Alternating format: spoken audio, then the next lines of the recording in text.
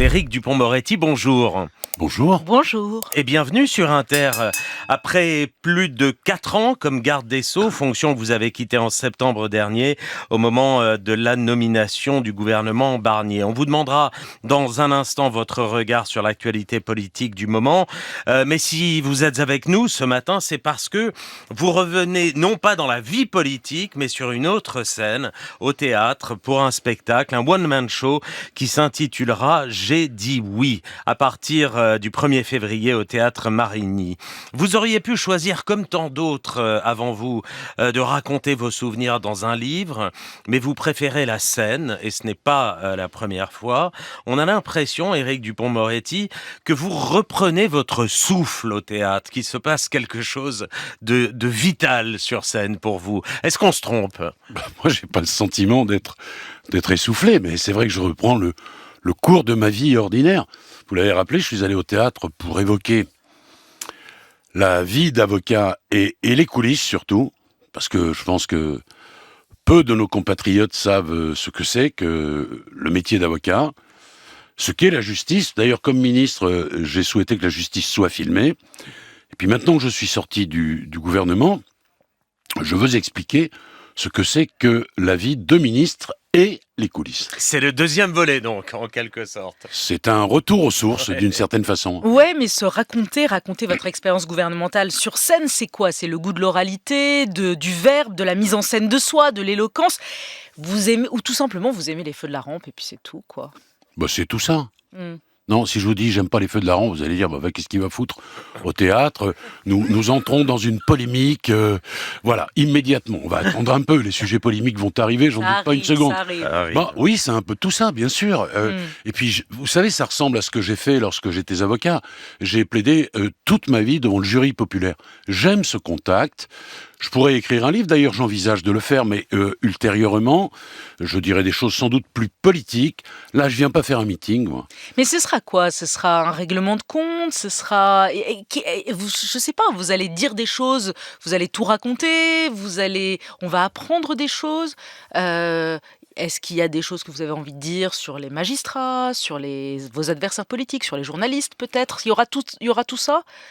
Non, il ne peut pas y avoir tout ça, parce que sinon, c'est un one-man show qui va durer 5 heures. Bon, il faut choisir ses sujets. Mais il est vrai que je vais évoquer la difficulté d'être ministre, ce que c'est au quotidien. Les Français ne le savent pas. Est-ce que vous savez comment vit un ministre ? Ce que c'est que le poids de sa sécurité, le poids de la polémique, le poids médiatique, etc., etc. À quelle heure on se lève, à quelle heure on se couche, ce que l'on fait. L'immense difficulté, Léa, je vous l'ai déjà dit, pour faire savoir ce que l'on a fait quand c'est quelque chose de consensuel. Parce que on a souvent des interlocuteurs qui ont le goût du buzz. Voilà. Et donc, tout ça, ça s'explique, ça se dit combien gagne un ministre. Enfin, si vous faites un micro-trottoir et que vous demandez aux Français, mais c'est quoi le ministre, qu'est-ce qu'il fait ? Et puis, c'est à contre-courant, je sais, mais moi, je veux réhabiliter, en réalité, l'action publique. Parce que je pense que, au train où vont les choses, dans 10 ans, on aura comme ministre de la société civile des influenceurs. Plus personne ne voudra y aller.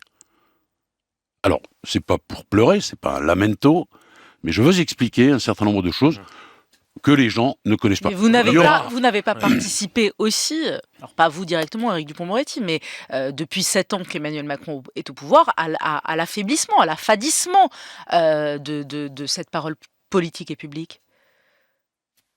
Mais si vous voulez me faire dire que j'ai pas tout bien fait, c'est vrai. Mais si vous voulez me faire dire ce que j'ai fait de bien, on refait une émission et je vous livre un bilan. On a oublié un certain nombre de choses.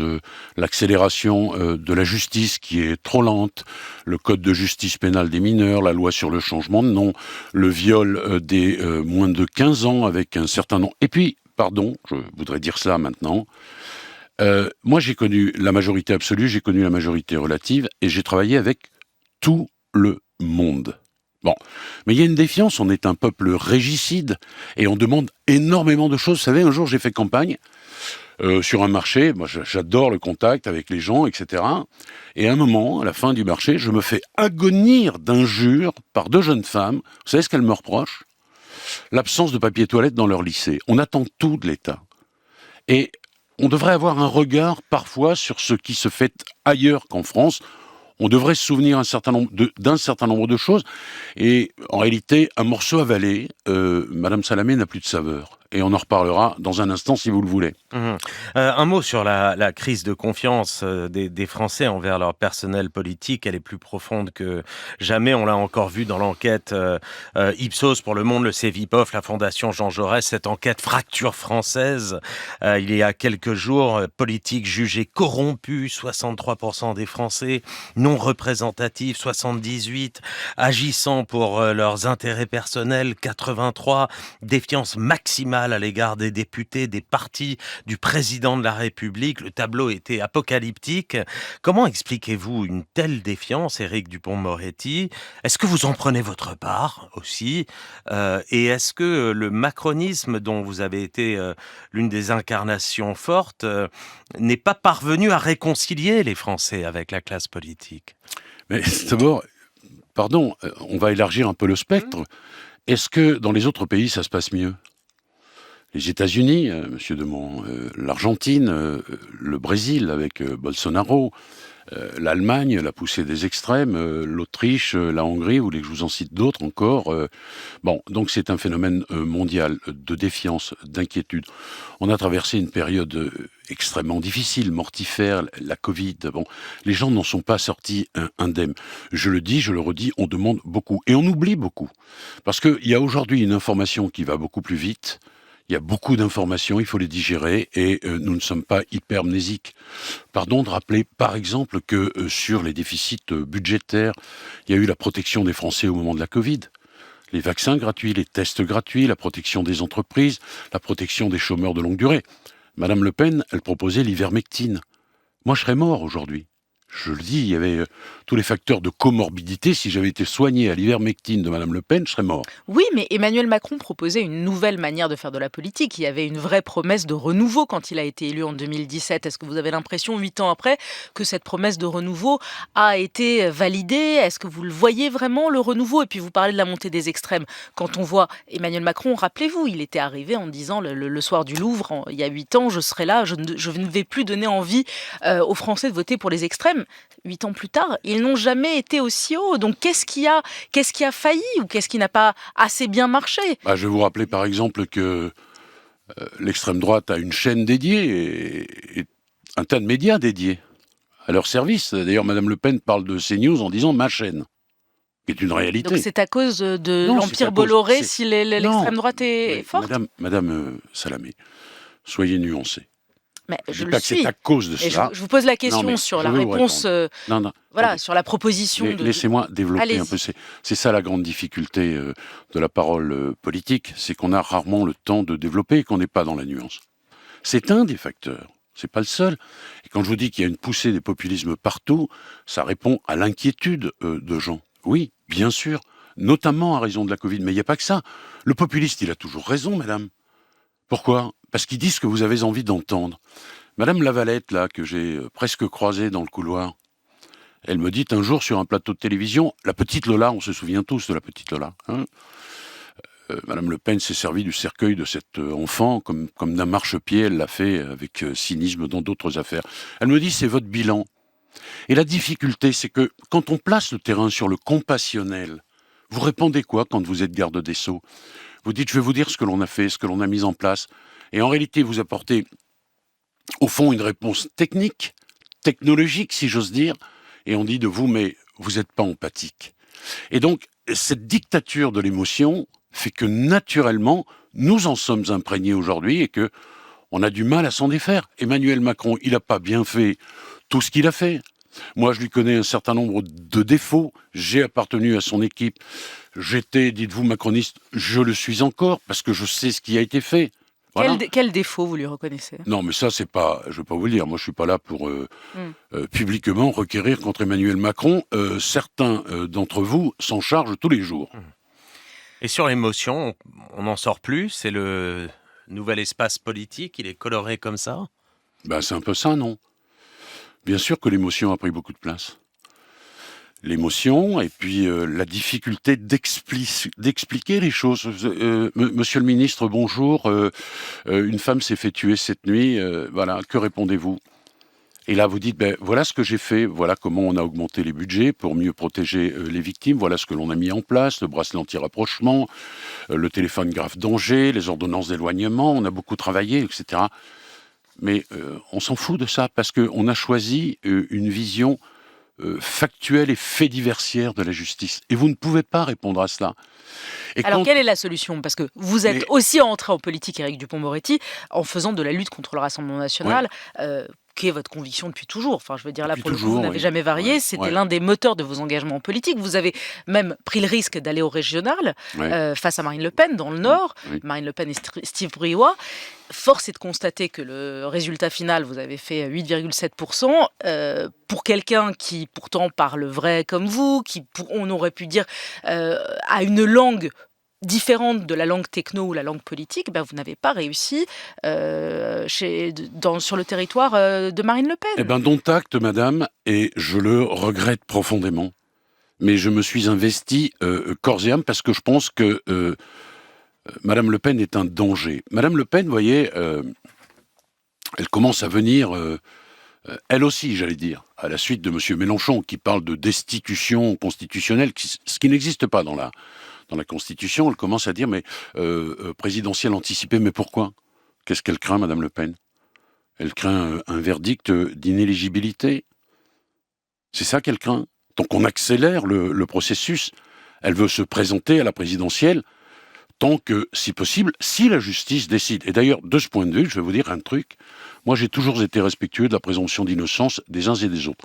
Ce qui n'a pas été leur cas, parce que Tanguy, par exemple, le sniper du RN... Jean-Philippe Tanguy, oui. Il avait demandé ma démission avant ma comparution devant la Cour de justice de la République. Vous étiez poursuivi pour accusation de prise illégale. Et j'étais relaxé. Oui. Prise illégale d'intérêt. Oui, mais il avait demandé ma démission, il ne la demande pas pour Madame Le Pen. Et je rappelle d'ailleurs, puisque vous me parliez tout à l'heure de corruption, que le micro-parti de Madame Le Pen, Jeanne, a été condamné pour recel d'escroquerie. Ça, c'est jugé, c'est pas de la présomption d'innocence, c'est jugé. Bon, et puis alors quand je la vois, moi, donner des leçons de démocratie, alors que son parti, c'est le népotisme absolu. De A à Z. C'est la petite entreprise familiale depuis toujours. Ouais, c'est 11 millions de voix aux dernières élections. Madame, c'est 22 millions de voix portées sur Emmanuel Macron, ce qui a permis au président de la République d'être réélu. Moi, j'en ai ras-le-bol d'entendre 11 millions de voix. Et dès que vous dites un truc sur le RN, c'est vous injuriez les électeurs. Écoutez, il y a 22 millions de voix qui sont portées sur Emmanuel Macron. Que je sache, il a été réélu. Le mandat, c'est 5 ans. Et puis, pardon, mais... Mélenchon, c'est le bordel, on le sait bien. Et la gauche républicaine, qui met très cher, devrait se détacher de lui. Elle est en train de le faire. Pas assez vite à mon goût, mais bon. Et de l'autre côté, c'est l'incarnation de l'ordre, et c'est la même chienlit.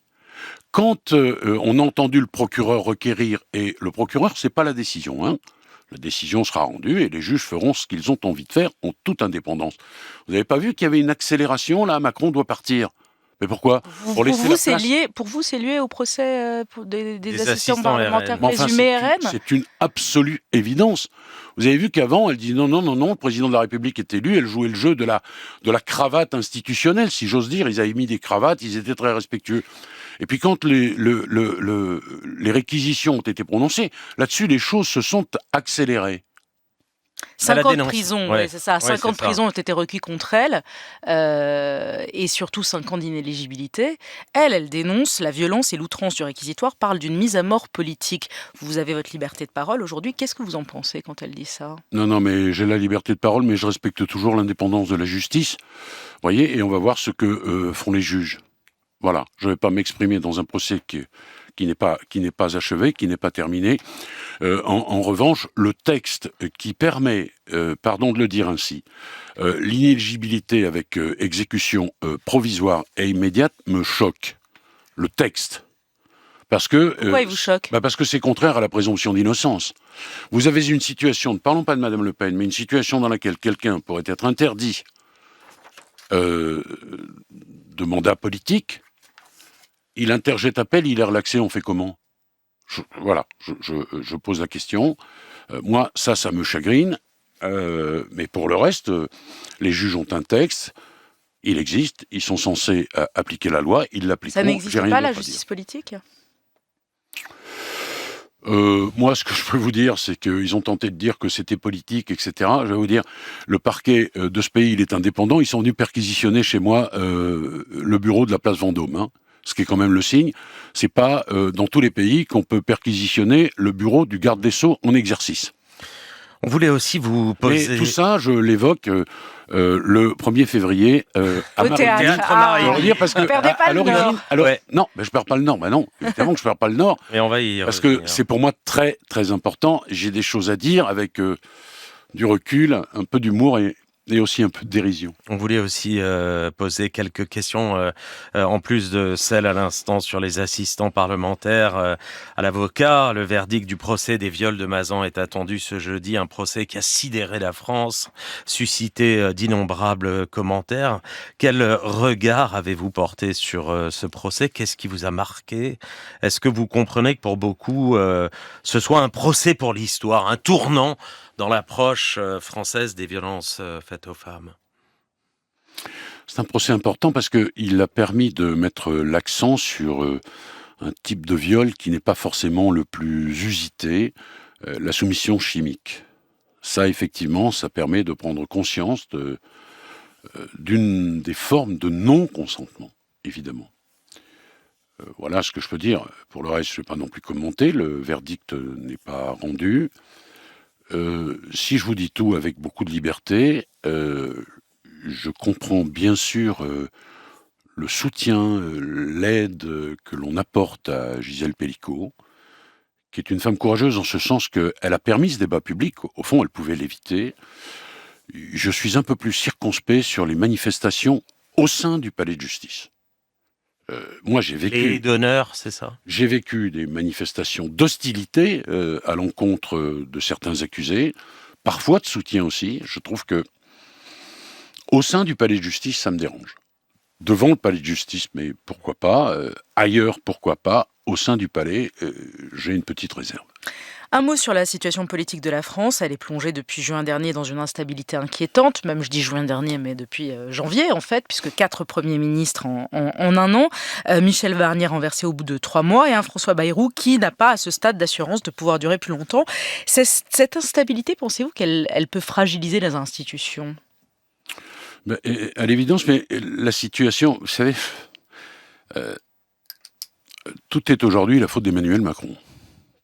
En l'occurrence, c'est lui qui a dissous. Oui, moi je suis favorable à la dissolution. Si vous me posez la question, je vous dirai pourquoi. Je vous la pose. Enfin, vous êtes un des rares qui défendait la décision. Oui, le gouvernement auquel j'ai eu l'honneur d'appartenir, il serait tombé là à l'automne. Oui, mais là, le gouvernement auquel vous n'avez pas l'honneur d'appartenir, il est tombé. Il y en a un autre encore. J'entends, mais la censure. Il a dit qu'il avait dissous pour éviter l'instabilité politique. On y est. Il a dit qu'il avait dissous aussi parce que nous aurions droit, si j'ose dire, pardon pour cette formulation, à la censure. Et de ce point de vue, il avait raison. Bon.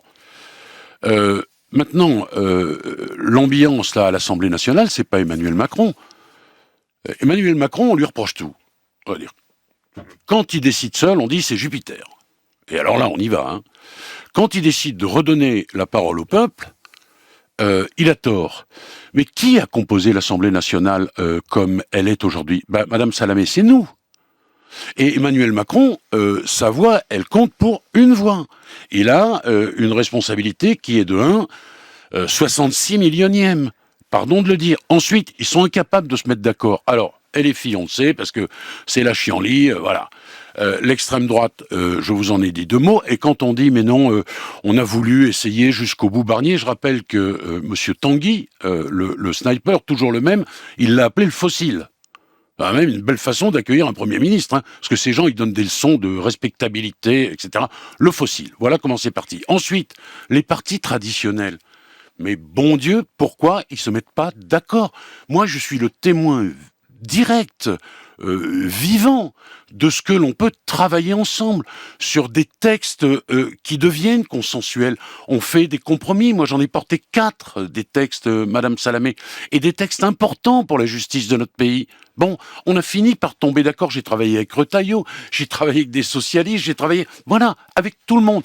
Donc, bon Dieu, embarquez aujourd'hui dans quelque chose qui est consensuel pour sortir le pays. Il peut embarquer, François Bayrou, il peut être l'homme qui embarque. Mais moi, je l'espère de tout cœur. Franchement, je l'espère de tout cœur. Mais ce qui se passe au Parlement n'est pas de la responsabilité du président de la République. S'il vous appelle, vous y retournez? Si François Bayrou vous appelle? Non. Fini la politique? Alors, fini. Vous savez, une fois, j'ai dit jamais je n'irai, etc. On me l'a rappelé, je ne sais pas combien de fois. Ouais.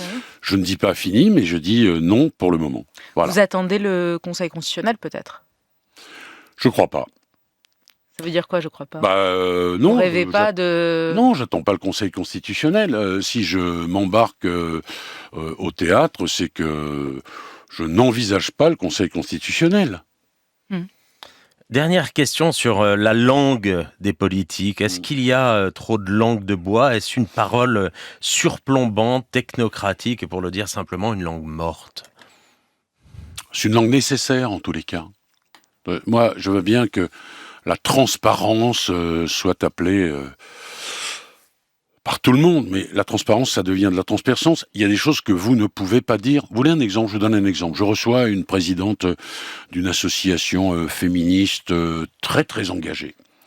Elle dit, monsieur le ministre, vous savez, je suis allé faire un voyage à l'étranger, et puis je me suis rendu compte qu'on traitait mal les victimes dans notre pays.